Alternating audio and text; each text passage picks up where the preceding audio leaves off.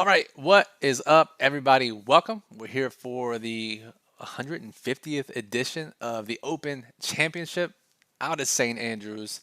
PGA DFS picks, line of advice, betting market analysis, strategies, tips, everything you need to crush tomorrow's PGA slate. Welcome. I'm Brian Jester, co-founder here at Occupy Fantasy, joined by Occupy Fantasy staff member and professional sports bettor Ken Lin, Swag Lord Ken. Ken, what's up, man? How's it going, Brian? It's a beautiful sunny day outside, so I decided to stay inside all day and do some golf work. You and me both, man. You and me both. Did not. I think I maybe stepped outside for like maybe 3 seconds, but that means it's going to be a good golf day. And I gotta say, since this slate locks at 1 a.m. Eastern, and because we're over in Europe, gonna miss a decent amount of the actual golf watching, which means I actually will be productive in work over the next couple of days because I won't be watching golf from 8 a.m. until 6 p.m. Yeah, that's a huge plus. And I don't even care. I just want to know if my guys make the cut or whatever. So I'm not gonna miss out on much there. Yeah, me neither. So what we're going to do in this show, we'll be here for about 30 minutes or so. It's a live Q&A. If you have questions at any time about anything for the golf slate, betting or DFS related, throw it in the live YouTube chat and we'll answer that as we go along. But we're going to talk about what's important for this course for betting and DFS, what metrics, what player styles, how the weather is shaking out. We know that's been important in recent weeks, how it looks for this particular slate.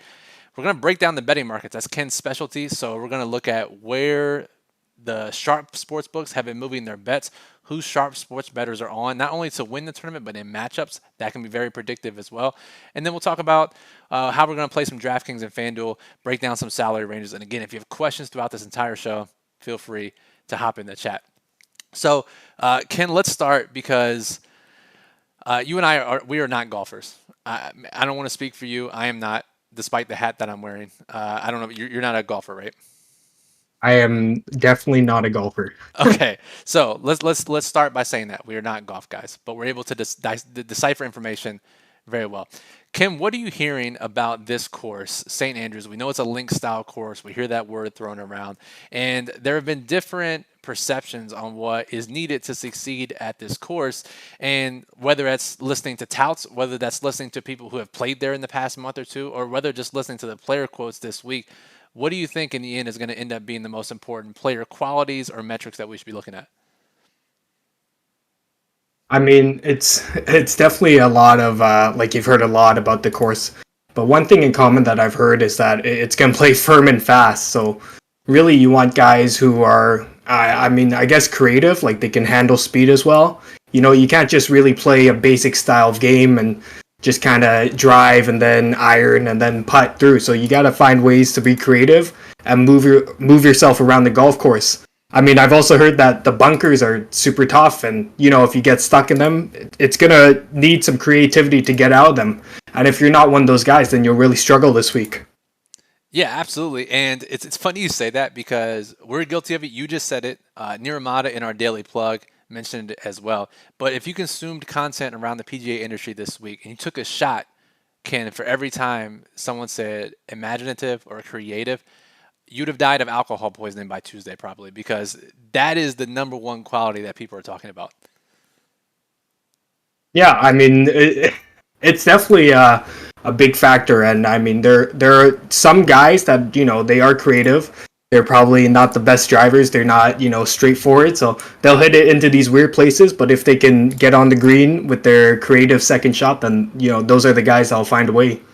Yeah, and so initially, I think at least a lot of analysts thought that this would be a bomber's course where distance would matter because it's an old style course and with new technology, the way players are playing now, they could just overpower it, right? Drive the hell out of the ball, get it as close to the green as possible.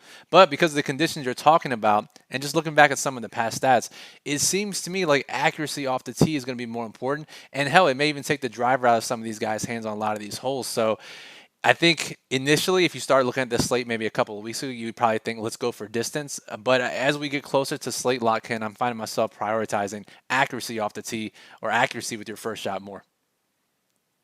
Yeah, I would agree with that. I'd say there are some weeks where, I mean, the courses just play so tough where it doesn't matter because you'll never find the fairway off your first shot.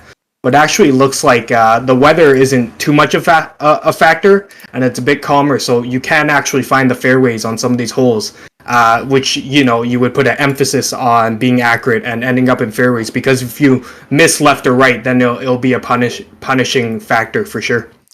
Yeah, and so speaking of the weather, right? We talk about this all the time, how it's important. We saw last week alone in the Scottish Open that the early Thursday wave got a 3-stroke advantage, which is just an insane amount. If we remember the Players Championship earlier in the season, where there was a massive wave advantage, obviously we're looking to ride that high. We're trying to find that again, right? Not as clear cut and dry this time, but can we know the forecast changes pretty frequently, and it could change instantly, right? We have an idea of now of what it may look like, and I think there's probably a slight edge in terms of guys who are teeing off early tomorrow, early Thursday. But have you heard anything different? Do you think that sentiment is known around the industry?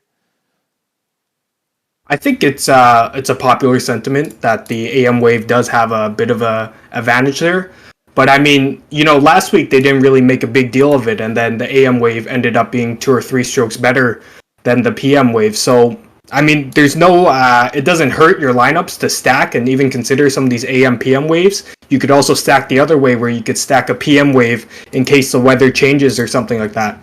But an interesting I've noticed is that these tee times, they don't actually, they're not split up into AM and PM. So usually, I mean, usually these tournaments, like, there's like an hour break before the second guys tee off, but this is pretty straightforward, where I think it's like 10 minutes and then next group tees off. So I'm not even sure where the split is, but I mean, definitely look at some earlier guys or afternoon guys to stack together. Yes, I'm on the open.com right now, and as you see, because everyone tees off from the first tee, right? It's not like your normal event where they're one's teeing off on one's teeing off at 10. No, everyone tees off from the first tee. And so, like you said, they're just teeing off nonstop the entire day. There's a 20-minute break at 11:15 a.m. and that's kind of where the cutoff I've been using is. But there's groups within groups too. So I would say look at the forecast, and stacking can have an advantage. And I think if you're making one lineup, I wouldn't let it dictate what you're doing. But if you're making multiple lineups, I think it's worth. I even done this myself in my small field contest. I've done it in my 150 for this week, where I've stacked both ways, just because if there is an edge as big as there was last week, or an edge as big as there was in the Players Championship, that can lead to some big paydays. And I gotta say, just looking at some of the sharp movement, it feels like a lot of the sharp movement is on guys that are in that early wave, but it's not exclusive. There's some late guys in there as well. Yep, I've definitely stumbled into that as well. A good amount of guys I've looked at actually do start off early, and they start off super early, so even like 7 or 8 a.m. I wonder if that plays a factor, where is there advantage if you play at 8 a.m., whereas 11 a.m. could still be considered the morning wave, but does the wind kick in probably a bit earlier than that? So the earlier the better might even be more attractive to play those golfers. Yeah, absolutely. And if you look, Webb Simpson tees off the earliest of anybody. He's in the Lowry and Minwoo Lee group. And Ken Webb is a guy that's gotten hit at all three of the sharp sports books that we monitor. So let's get into that here in a sec. And again, if you guys are just joining, welcome Brian and Ken from Occupy Fantasy, breaking down the open slate from a betting and DFS perspective. If you have questions, throw them in the YouTube chat. There is a question in the chat, Ken, is from Moose. He says, who's the biggest underdog we're betting to make the cut? Have you made any bets like that before we get into this betting market analysis? It's hard to say, but I feel terrible for making it. But I did make Tiger Woods misses the cut at some plus money. Come on, man. And yeah, I thought the number was good, so I got some plus 125. But that's a numbers play. I hope he does make the cut, and I won't feel too bad if that loses. Speaking of Woods, speaking of Tiger. He is on this list of guys that have gotten some sharp action across all these sharp sports books. So let's jump into that. Can we know that there's an advantage in DFS playing guys whose lines, their odds to win have moved, their odds to win matchups have moved? In the betting markets, playing those guys in DFS has been a pretty big edge over the last few years. So who are some guys you're seeing? And our Wednesday update is up. OccupyFantasy.com and the Daily Plug. Niramata went in, updated who was moved at Pinnacle. But who are some guys you see that are quote-unquote sharp, their odds have moved, that you think can translate to some DFS success? Sure. This has been a pretty crazy week in terms of movement. But I will say that there are kind of different tiers in the betting markets this week, and the top four golfers are not who you expect, but it's pretty clear that Rory is number one, but then the next three guys are Xander, Lowry, and Fitzpatrick. And what those guys have in common is that, well, I mean, two of them are, European. They like the link style course, and Xander just won here last week, so he's been in good form as well. So those four guys they're above, I mean, top golfers who we know, like John Rahm, Scotty Scheffler, and Justin Thomas. Like the markets have ranked these four guys ahead of those three kind of studs. So that's definitely an interesting look at what kind of golfer you should be prioritizing. But it also does play a fact into DK ownership. Like these top four golfers, like Shane Lowry, Matt Fitzpatrick, and Xander, like they're going to be high owned. So I mean, you get a discount if you're playing a John Rahm or even a Scotty Scheffler. So that's definitely something to consider as well. Yeah, that's the interesting thing. And you and I were talking with others in our staff chat this morning that, in the past in majors, a balanced build has been a profitable approach, a plus EV approach, where you ignore the 10K range because of the pricing in these majors. But the field has caught on to that in recent majors, recent events in the past year or so. So we end up seeing guys like Scheffler, guys like Rahm around 10% owned. And yes, that's because the betting market is valuing those four guys you named above them, but they're also some of the best golfers in the world. And you end up making a different kind of lineup when you go up there. Because, Ken, if someone's going to go up to the 10K range or 10K plus range, they're just going to play Rory, right? And their lineup's going to look that way. But if you drop down to Scheffler, Rahm, JT, Morikawa, now you have at least half the ownership from Rory. And you actually save a few more dollars to upgrade that bottom of your lineup. So it's a great differentiated high risk tournament approach, I think. Yeah, I definitely agree. I mean, just even going off of Rory and the next four guys, like I don't think a lot of the field's looking towards there. So I mean that's where I would start in my lineups too. Do you have a preference between Scheffler, Rahm, JT, Morikawa as far as either what the betting markets are telling you or what you're betting yourself? Oh, it's like the worst because I just wanted to find ways to play Morikawa this week. I know, you and me both. But there's just, I mean, he's drifted out pretty far. Like he's probably behind even the next tier of guys after these Rahm, Chef, and JT guys. But a guy I'm looking at is Justin Thomas. He's actually pretty far in the betting markets. He's like 25-1 or something. So he's one of the guys who have drifted out. But he's number one in the model. And I'm definitely looking at him because he's a good player. He's coming off a win, so I definitely look at Justin Thomas this week. Yeah, so we look at the Occupied model, uses a data-driven approach to predict player performance. FanDuel and DraftKings. JT does check in at number one, the only golfer with a 100-plus OF index. And, gets the ownership break from those other guys in that top tier. So certainly like that. All right, what other golfers further down the list have been hit in betting markets? We've seen their odds to win slashed, whether it's at one book or multiple books that have caught your eye. And they could be high owned, they could be low owned, but guys, you think that, okay, someone out there is betting these guys and they're probably worth our consideration. Sure. I'm just looking here, but I'll mention some of the 9K guys. I mean, Patrick Cantley is probably a big one. He's been hit pretty hard. He's a decent favorite in almost every matchup. So what I like to figure out or consider is that all the matchups, they start kind of close to as even as possible, and then bettors will bet them. So since he's now a decent favorite, that means they think he's better than all the golfers around him. So I'm definitely looking at Patrick Cantley. He's got some love in the outright markets as well. And then some other guys, I mean, Dustin Johnson has definitely gotten some love as well. He's played on LIV. He wasn't that great, but he's actually rounding back into form. And bettors are definitely on him, and they like him because he was at a big number. He was at like 40, and they've kind of hit him there. And then another guy that's just gotten lots of love. He's lower down, but Tommy Fleetwood. And I mean, he just fits into the same profile as, I guess, kind of, Matt Fitzpatrick and Shane Lowry, the kind of Euro guys that just, have experience on these golf courses. So Tommy Fleetwood is definitely a guy that has been hit hard in the markets.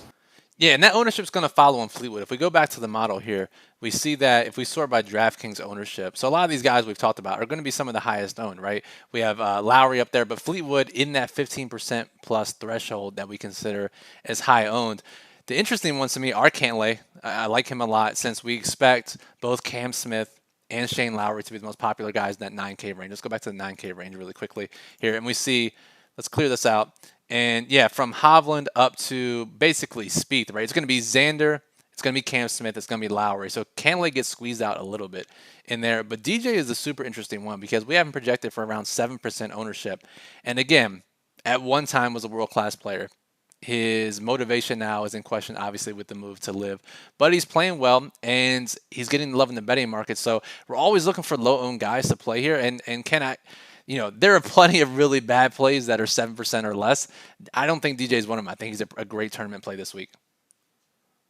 Yeah, and I mean, it's different because DJ's been like 3 or 4% sometimes, even like as far as the last major, because they didn't think his motivation was there. But he had a decent showing, and I'm sure he wants to win again this year. We mentioned earlier that the 10K guys, no one's looking at him, and so all the ownership's going to these 9K guys. So I mean, Xander and Lowry and Fitzpatrick, like they'll get a decent chunk of the ownership, which will obviously have to squeeze some of the 9K guys out. So I mean, DJ is a great play. I think Zalatoris, I mean, he's a great player at majors, and he's not going to be highly owned, but he's definitely shown the results. So, I mean, just some of the other 9K non-chalk guys definitely have to look at this week.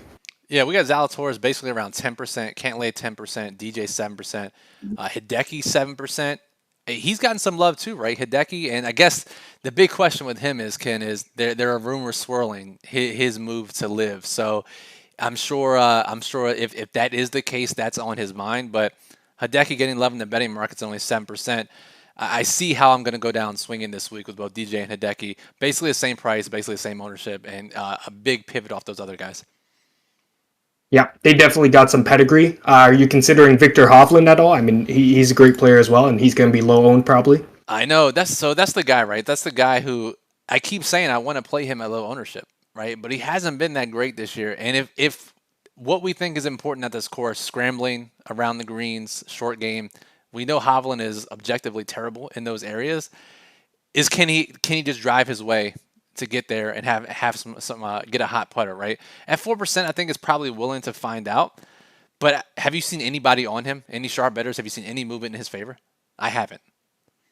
Yeah, it's I haven't either. I mean, I think Fleetwood is a lot of people are on Fleetwood and they're taking him over Hovland. And yeah, I agree with what you said about the short game, and he struggled there as well. And I think that's the same issue with John Rahm, so that's why they're off these two guys this week.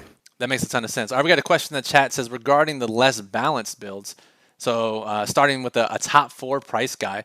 Who are your favorite 7K or 7.5K guys and below to make things fit? So that's a great question. Let's go back to the DraftKings tab, and we'll look at guys 7,500 or less, Ken. So we'll start with Tiger Woods on down. Tiger Woods down to, I don't know who we got, Aaron Weiss, and then even further in the 6K range. So any guys that you see, I've seen a few guys get some love in the betting markets, but who are some guys that stand out to you as either being sharp plays or great DFS plays? Yeah, I mean, there's so many guys here in this range, but I would definitely put an emphasis on actually guys on the Euro Tour. Like, they tend to do a bit better than if they were Americans. So I mean, that helps me cross out guys like, Henley, Varner, Kokrak. So I crossed out Americans, and I'm looking at I mean, Seamus Power is probably easy. He's an easy chalk play. He is Irish. But I don't know if apparently he plays a more modern game, so I don't know if that'll translate to this links course. But he's received a lot of love in the betting markets, so he's definitely a guy I'm looking at. Another guy is that Nero Mato wrote him up, is Patrick Reed. We know he has the talent. It's just that, the form is kind of questionable. But I mean, the last 2 times this course has been used at a major, I think it was Oosthuizen and maybe Zach Johnson, like they came in and they weren't in the best form when they won this course. So Patrick Reed's definitely a guy to consider. Even if he doesn't have the form, he definitely has the talent. And then even lower, Keith Mitchell. I don't know how popular this is, but apparently his sister goes to St. Andrews and he's got family and local connection ties. I'm sure you've read that too. So I'll definitely look at Keith Mitchell as a cheap play there. Yeah, so Keith Mitchell, it's we're always looking for these type of ties, right? To get some to get some connection to these players to the courses. So Keith Mitchell, he's going to be a guy that people play, and we have him close to 10% projected ownership. So one of the more popular plays down there.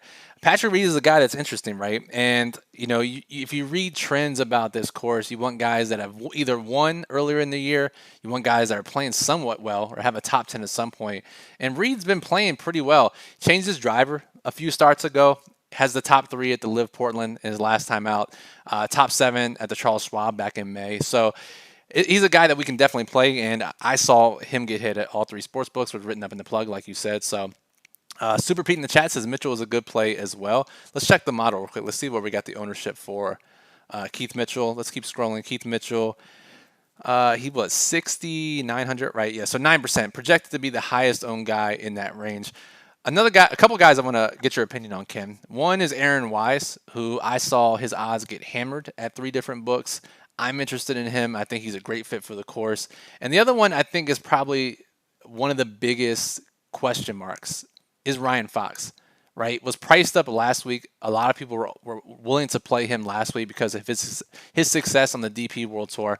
And we look at him this week. He gets the discount. He's what he normally is in majors, right? Because we normally see him be a popular play in majors because he gets priced at like 7,100 for no reason. Here he is again, 7,100, 10% highest in this low 7K range. But the issue here is, Ken, is what we talked about at the top of the show. Fox known for his distance. If you look at this field, probably top 5 in driving distance, but also probably bottom 5 in driving accuracy. So the fact that he's been getting steamed means someone out there thinks distance is important. I'm not sure I'm willing to take that risk when he's going to be the highest owned guy in this range. It's hard to say. I'm not really sure what there is to kind of like about Ryan Fox. He's not really accurate, but he can I guess hit it a far ton. There must be like a syndicate that bets Ryan Fox every week, because every time we've seen his number move. So I think that's a good reason. I think similar to Aaron Wise, every week he's a guy that seems to get bet because he's such a great ball striker. So definitely these 2 guys, I guess you can consider them. They've seen some love in the betting markets. At their ownership, they're kind of fleshed out, and there isn't really kind of advantage or leverage play if you're playing these guys. So I guess if you like them, if it's a personal preference, then I could get there. But I'm not looking at either of these guys this week. Okay, fair enough. So what we're going to do here is 7,500 or less. Let's give some pivots out for the people. You're playing tournaments. You want a guy that's basically these guys we just named that are going to be the popular plays. Let's give us some pivots off them. So I'll name a couple if you want to name a couple, Ken. So 7,500 or less, guys that I'm playing that are around 5% ownership. Let's see here. Let's keep scrolling. I'm playing some Bez for sure. I'm playing some Peters. Myself, Peters. Who else am I playing here? Victor Perez. I'm going back to that well. I was all over him last week. Sharp bettors were all over him last week. He was absolutely terrible. But again, it's just one event. Sharp bettors are back on him this week, so I'll go back to that well with those bettors and go with Victor Perez. Who else we got here down here? And then in that same boat is Minwoo Lee, who won the Scottish Open last year. People were willing to play him again last week. He missed the cut. But I'm seeing some love this week. I'll play him. And then Hao Tong Lee is actually going to be around 5%, but I've seen him getting some movement as well. So curious to get your take on if you have any takes on those guys or other guys in that range that you think are low owned that are worth playing. Yeah, I was gonna mention some of the guys, but you pretty much covered most of them. My bad. I've seen some good love for Bezuidenhout. He's kind of South African, so you always kind of have to give a bump to that. So definitely looking at Bez. Victor Perez, I know Niramata wrote him up, and he disappointed last week, but he was super popular, and now this week he's going to be 1 or 2%. So I think you have to go back there. He's also one of the guys who plays on the Euro Tour, so a good fit here. And then I'll keep going down here, but like Hao Tong Lee, that's another guy you have to look at. He's fits this course, and he recently won. So he's coming in on good form, and definitely looking at him. And then maybe one I haven't named, but Grillo is a guy who grades out well as a great ball striker in the model. So he's definitely interesting. I think he's a guy, I've heard some news on, so I'm looking at him. And then lastly, I mean, Nirmata wrote up Wyndham Clark, and he's wrote him up just because. So I'll trust Nirmata there. And Wyndham Clark, good links golfer. So hopefully he can perform again this week. Yeah, Wyndham Clark, good links golfer, was written up last week in the plug, finished 16th at the Scottish Open, and he's not going to be that highly owned at all. Let's see, let's go to the model again. And Wyndham Clark, yeah, just 5%. Very different from Darren Clark, who's projected for 0%, and you should not play. So, all right, guys, we got 5 minutes left in the show. We covered a decent amount here. If you have any further questions, now's the time to get them answered. Remember, the model is up, occupyfantasy.com. The daily plug is up with the betting market updates from Wednesday. All in Nirmata's top plays, his lineup construction tips. The lineup builder is up, built up to 300 lineups using the optimal lineup criteria. Ken, because of the weather ways, I used all 5 of the slate groups this week to build my 150 and to build my small field lineup. So I'm using every possible resource I can in the builder to get my lineups done this week. Yep, I mean that's how you make the most of it. I haven't looked at doing that yet, but I think I'll probably end up in the same boat. I'm a guy that likes to leave everything to the last minute, so hopefully I have 4 hours to get stuff in here, but we should be okay. Get as much info on the weather as you can before you put your lineups in, that's for sure. So, all right, the question you always ask when you're in the chat on these shows, Ken, is who's going to win the tournament? Who's your favorite play? Who's someone you're fading that's very popular? And who is someone that you're playing that we absolutely should not play? So let's go back and forth here, Ken. Who do you think wins the Open? I think I will go with Patrick Cantley, just because he's seen a lot of love in the markets, and he's also a guy I'm going to be playing. So hopefully he wins the tournament. Cantley. Okay, I will go with. Let's think here for a second. Who I think is going to win the tournament. I'm trying not to get too crazy, but I'm not trying to go chalk and just say someone like Rory here. So I guess I'll go Cam Smith just because he's one of my highest exposed players. But I could go further down the board and say Tony Finau. That's what I'll say. I say Finau gets his first major. So I'll go with Tony Finau because he's getting absolutely crushed in the betting markets, and he should be one of the most popular plays of the week anyways. All right, who's your favorite DFS play? Regardless of ownership, regardless of who's going to win, regardless of salary, favorite DFS play? I guess you do have to. I will do considering ownership. Okay. I mean, I'm gonna play Morikawa just because I wanted to find a way to play him, and I'm just gonna do it. So I don't really care. But I mean, at 6%, and he's got the pedigree to win.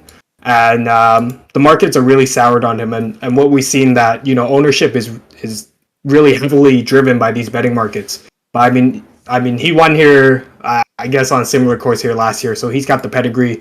And at 6 or 5%, I'll need him to kind of soften up the ownership of my other chalky guys I'll be playing. I think that's fair. I mean, these other guys, okay, the guys that are my favorite plays are probably. I mean, it's got to be DJ and Hideki, that range, right? And even Cantley to an extent. It's these guys in the 9K range that are pivots off of Cam Smith, pivots off of Lowry, pivots off of Xander, to a lesser extent, pivots off of Fleetwood. Those are my favorite tournament plays, DJ, Hideki, and Cantley. Again, 7% ohm, and there's a very good chance they missed the cut. But one point we did not mention, Kim, is that there's a lot of volatility just in this course in general this week, but also with the unknowns with the weather, if the weather changes.